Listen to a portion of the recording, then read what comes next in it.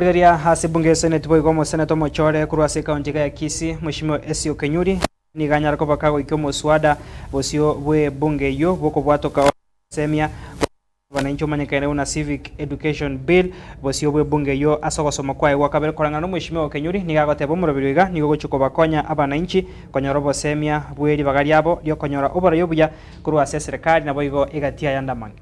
Civic Education Bill, that is Senate Bills number 4 of 2024, be read a second time. Mr. Speaker, sir, the 2010 Constitution of Kenya ushered in a new era of devolution, granting significant powers and resources to our 47 county governments.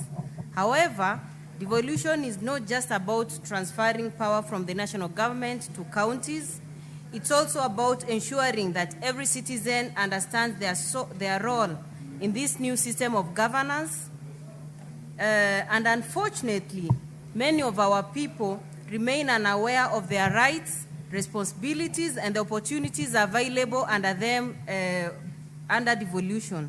This gap in knowledge undermines the very essence of public participation, which is the cornerstone of our democracy.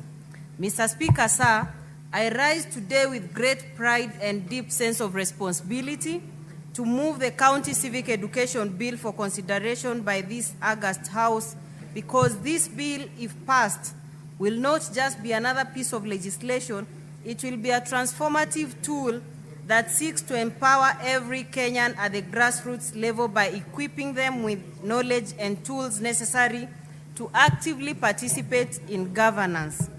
And that's why I say an informed citizenry is able to make decisions on their own choices and live on a daily basis. Mr. Speaker, sir, the County Civic Education Bill seeks to address this gap by establishing a framework for systematic and continuous civic education at the county level. And therefore, this bill aims to do the following. One, to promote civic awareness. In this case, the bill seeks to educate citizens about their rights, responsibilities, and functions of county governments.